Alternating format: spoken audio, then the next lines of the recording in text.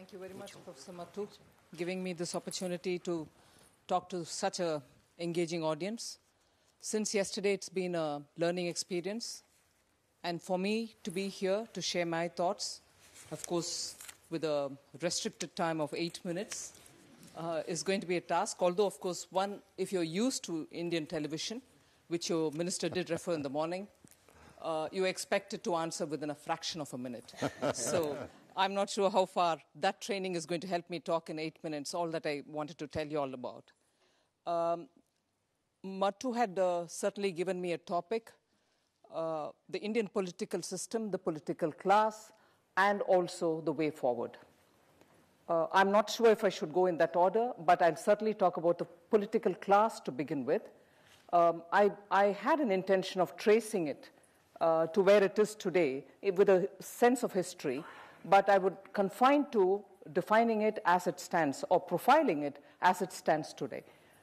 You know, in India, we have passed a very pioneering legislation where panchayati raj, village level democracy has been implemented, that you have elected representatives at the village level, then slightly larger bodies, and when you come over to the district administration, even that is directly elected, just as in the urban areas, in the corporations and so on, municipal corporations and so on.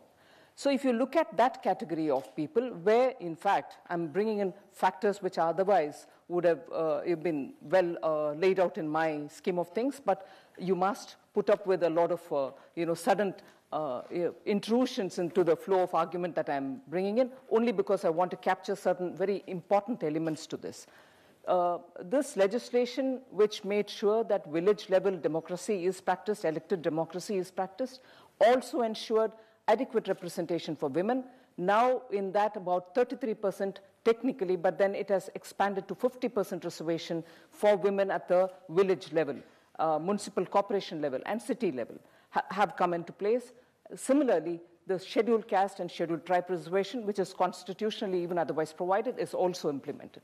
So you have this very big layer of people who are living in villages who are getting elected from there, and their total, just to come in with figures which Shankar has set in place, and I see a great reception for figures here, about 1.5 million people at any one point in time represent that layer of elected representatives, therefore forming a very important chunk of the political class. They are directly living in villages, living in municipal areas. They are people who are on everyday contact with their voters. So that's the bottom layer, the most important and critical layer. Above that comes the legislative assembly level, which is your provincial houses, where you have elected representatives coming in and legislating at the state level, because the Constitution gives you a framework for it. The central government has certain central listed items on which they can legislate. The state governments can legislate, the state legislatures can legislate on certain items listed in the Constitution as state items. And finally, there are some which come under the concurrent list on which both of them can, which is a very tricky area, which most often governments which are more interested in directly administering take over some of the concurrent, because the Constitution also gives that little margin saying anything in the concurrent, if there is a dispute, would go in the favor of the union. So the concurrent list. So ultimately, the state legislatures, for the second layer from the bottom that I'm talking about when I'm defining the political class, the second layer is of the state legislatures who are expected to legislate and frame laws. I will bring in one little observation, which is important for my suggestions of what we think as way forward, even here. Legislatures who are voted to bring in legislations end up performing like executives. That's one of the bane of Indian elected democracy, because the perceptions have become, my MLA is here for me. My MLA is member of the legislative house, legislative assembly. He is here for me to lay my roads, set my water all right. My sewer is not working, he should be here to do it, otherwise he doesn't get elected next time, which actually is not his business. Technically not his business. Most MLAs end up sitting with the constituents and talking about, oh, you need a road here, and somebody else with a higher caste would come and say, why should the road go this way? It should go this way.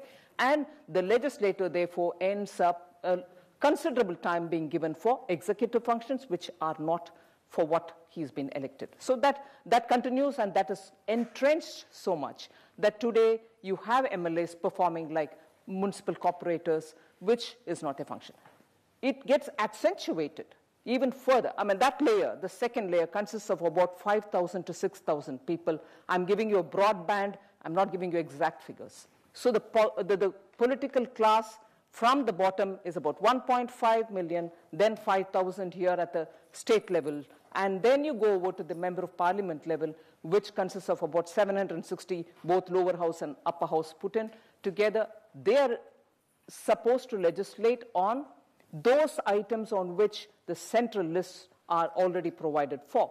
Now, even MPs, members of parliaments in India, end up sitting with their constituents to talk about roads, waters, sewers. So if you have an India still, as Jay Panda in the previous session told you about, we are still sitting with colonial laws. Why won't we? You're sitting in laying roads rather than sitting in talking about, legislating on effective laws, laws which have to be updated, laws which have to be just dumped, and laws which have to be brought in afresh in the cyber age. So the members of parliament, please let me say, the 760 which add to the 1.5 plus 5,000 plus 760 odd, are all busy laying roads which are not really seen end of the day. I'm being a bit sarcastic, but the fact is that's how it is envisaged and that's how it is practiced. But eventually, if you look at it, the way in which distortions have come into play is because of the power politics, because of the discretionary powers, even at the panchayat level, the village level, the land, the permissions to be given are all given at the village level.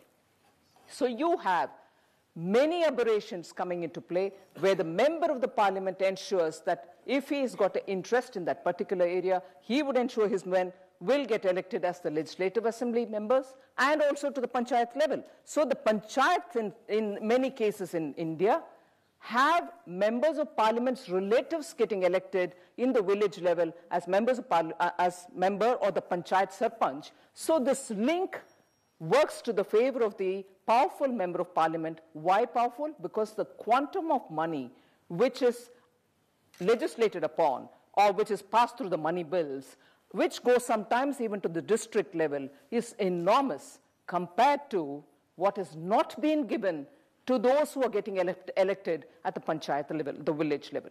Actually, whether it is the state, the directive principles of state policy, which is the primary document of our constitution, or whether it is the 73rd Amendment which was made to the Constitution, which was envisaging power to be given at the grassroots levels, all of them wanted local governments to be powerful.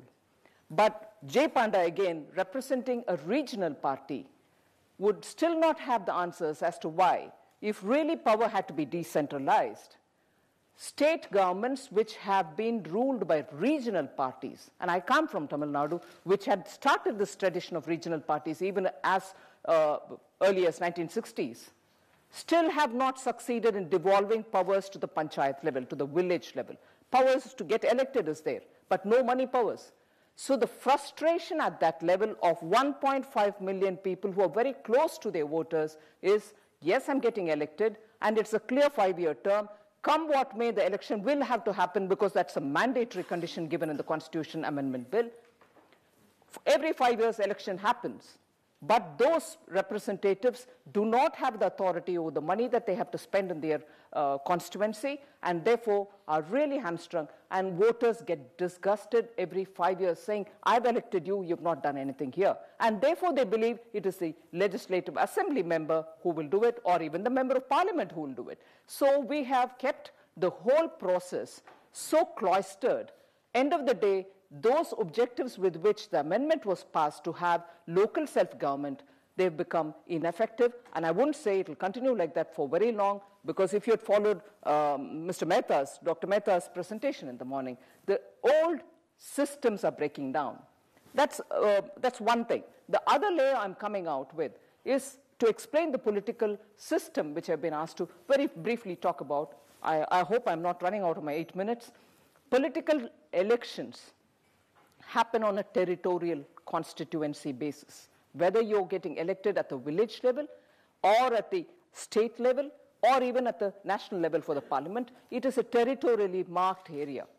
And the Indian constitution expected the territorial borders to be redefined every 10 years, because we also have put in place reservations for certain deprived classes, SCs or STs, and also if they were going to bring in a bill for reservation for women, these delimitations and areas for representation of these reserved communities will have to be adequate and justified and rotated.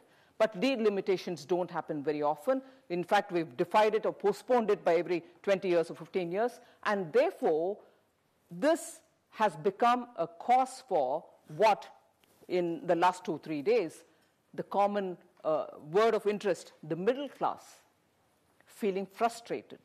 The urban and the rural middle class, again using Dr. Mehta's analysis of voice or exit, till today thought they don't have a voice. But they are now voicing, the middle class, both urban and rural, who have access to technology, are voicing their feelings through the social media. Largely all that you heard of the civil society and their movement was supported by a huge voice, which was supported from behind through the technology, the social media, encouraging the civil society organizations. What is it that they wanted? To be heard. Urban middle class particularly, and now even some sections of the rural middle class, have never been heard because they never bothered to come and vote. But today they are being heard, and I guess from 2014 election there will also be a greater participation of the urban middle class. I'm clearly being reminded to wind up. My suggestions as regards the way forward is, I think India should very clearly review what has been provided by the Constitution. An attempt was made during one of the earlier governments. For whatever reasons, that's been dumped, because a large section of people, which are thinly spread across very many constituencies, territorial constituencies, who really cannot otherwise influence voting because they're spread so thin, would probably look at the way in which probably they can have a better voice heard if there was a proportional representation. I'm not suggesting this as a spokesperson of my party saying, oh, we stand for proportional representation. But we certainly stand for reviewing and looking into the Constitution whether it is giving adequate representation for everybody. That is one thing. And second, way forward again would be to adequately empower financially the local bodies, where you brought in this huge layer of directly elected political class. They have, after all, got to answer. So the Indian problem is a larger problem, but we have also carefully stepped forward in smaller steps. They have to be empowered. Well, thank you very much. I don't think I can speak more on this.